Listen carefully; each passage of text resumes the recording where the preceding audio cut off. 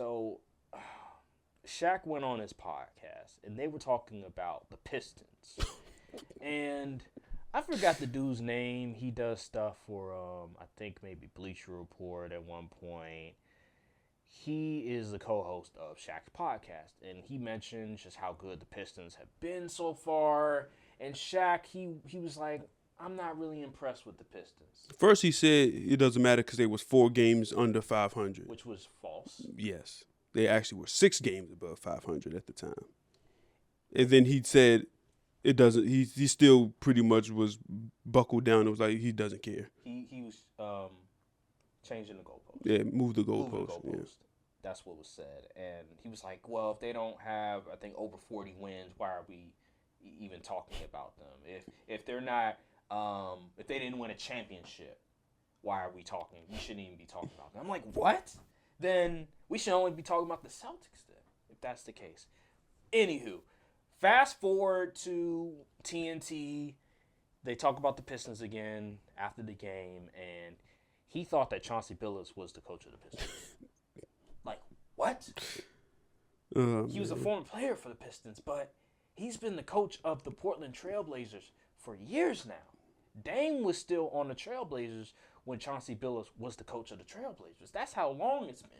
And for him to say that is baffling. Like, what? But I give him a little bit of pass. You know, you slip up then there. But the fact that he then goes to say, I don't even watch the Pistons.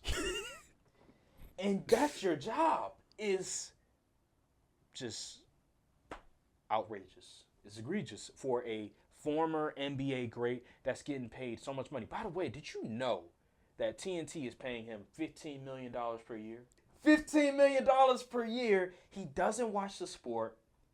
He just goes there and freestyle on national TV being an analyst. That's crazy. Like, y'all can't even, like, feed him stuff to say. Y'all just letting him make your product look bad. Yo. And then the last thing, hating on Zion. Yeah, I did see that. He said after Zion dropped a triple-double in a win versus the Clippers, he said, you giving him props for that? I need more. Anybody can get 20 points now. That's not good enough. I'm not impressed by that. What? Zion has been averaging close to 25.7 rebounds, 5 assists since he's come back from injury. He's dropped the weight. He's in shape. He's been fantastic. He looks explosive. He looks great. And he just doesn't give him credit. He has 5 games with 9+ assists, true triple-doubles in the last 6 games, and 20+ points in 6 straight games, and has appeared in 21 of the last 30 games. Why can't we give the dude credit? What's wrong with giving him credit? And he was like, low clap. What's up with the hating? At this, I don't even know. I think it's just the old head thing. You just become a hater when you get old. I don't know. And then he talks about how well they're losing. Yeah, because they don't have the players. And I think they still injured, ain't they? Yes. Yeah. How are they going to win when they're injured? Herb Jones. They're still hurt. Dang. They're gone for the year. What are we talking about? So why are you hating? No context. This is the problem with the NBA. They don't bring up any context around what's going on with teams, what's going on with players. They just say, oh, well, why are they losing? They shouldn't be losing. You should be putting up this amount of points. It's not that simple. There's things that's happening around them to why things are happening like this. Why these circumstances are happening. Zion Williamson has been fantastic. He's been efficient. He's been one of the better finishers at the basket. He's been one of the most double-teamed players in the NBA, and he's still averaging that much. I think he only is getting like 28 minutes, and he's averaging like close to 25 points, 7 rebounds, 5 assists, shooting at remarkable efficiency. What am I missing here? Why are you hating on something like that? I just don't understand with people like him, Charles Barkley, Stephen A., all these people that are clearly not watching the game. And when they're getting called out that they're not watching the game, they get all mad. They get all disgruntled. Kendrick Perkins, I'm not the biggest fan of Kendrick Perkins, but one thing I think he watches the games. Yeah. He watches the game. He gives I'm not going to say decent analysis, but at least he gives some type of analysis. While with Charles Barkley and Shaq, these dudes clearly do not watch the game at all. And Charles Barkley is going to complain, why aren't we showing more of the Thunder? Why aren't we showing more of these teams when you don't even watch those teams? And Shaq was laughing right there with him when you're part of the problem. I just can't stand these dudes, man. I just can't. Yeah, I think it'll be better when that show is off. And it's sad that I was like, man, I'm going to miss them. But they crashing out. But then as I see what's going on right now, I realize that, you know what, it's better that they're gone. But they're going to be on ESPN. Yeah. So they're going to continue saying these dumb stuff, these dumb narratives. They're not doing no research. This time they'll have Stephen A. on the show this time, though. They don't do no research. They don't watch no games. And then they just stay with the same old narratives that they said 5 years ago. Like I mentioned in a video where I talked about how all these media people that don't watch the games, that aren't covering the games, that aren't telling it how it really is, are just saying the same old narratives from 5 years ago. And you know what? Let's transition, because I want to talk about Lou Williams and that comment towards Giannis. The same old ridiculous narrative from 5 years ago has been spewing about Giannis. Oh, he hasn't improved his game. He hasn't added anything to his game. That is a bold-faced lie. He said, hey, I would really love Giannis to add a mid-range. Bro, he's one of the best mid-range scorers in the league. All you have to do is go on NBA.com and search up his efficiency from the mid-range. And he's shooting in comparison. So last year, he shot from 15 to 19 feet, he shot 34%. And from 10 to 14, he shot 32.9%. Guess what he's shooting now?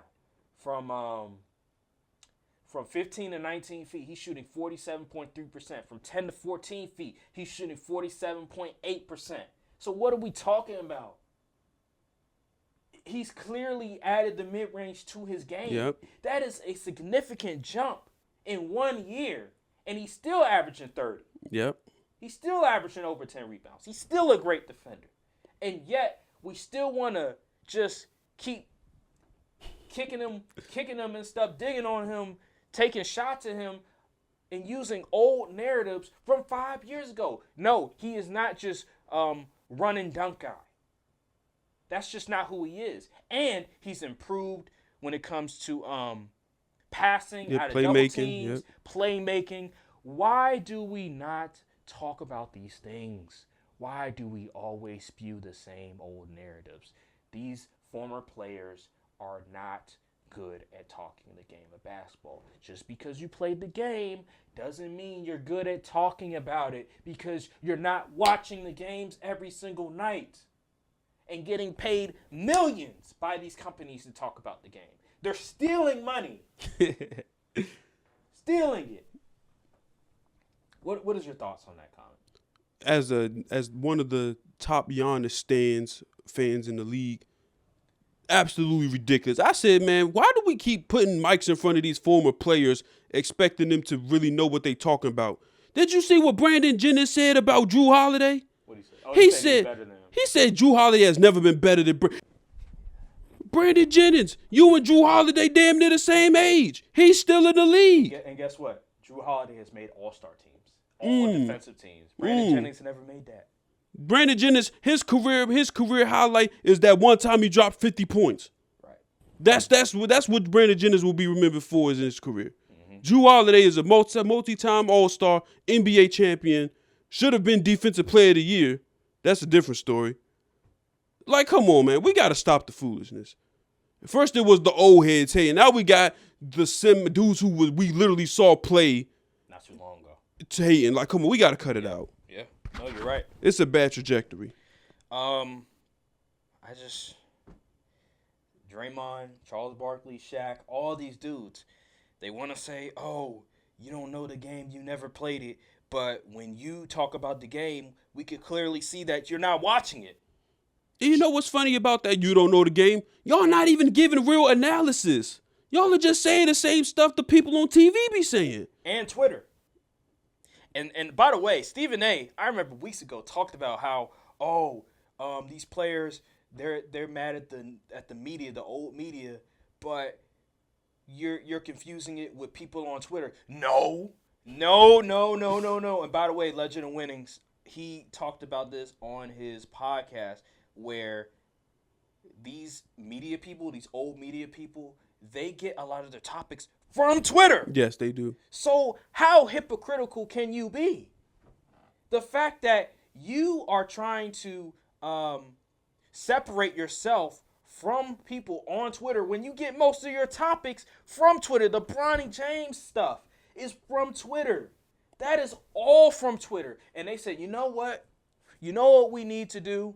How about all the conversations on Twitter, let's bring it to national TV. When people don't give a damn. For real, they're just trolls. Exactly. Haters of LeBron. You know how many times they have took quotes that were just blatantly wrong? Centel, Ball Sack Sports. Like, clearly quality controllers. Y'all clearly getting stuff from Twitter.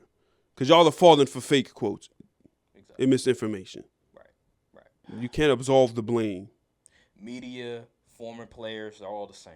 It's just different resumes. That's all it is.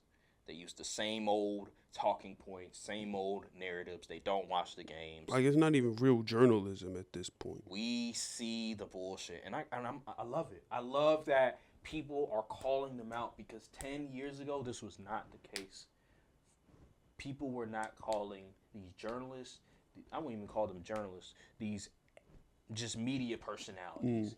When we call them the media personalities out and even former players out that are covering the game, we would just take it as facts. We would just take it as it is. But now, you can't do that anymore.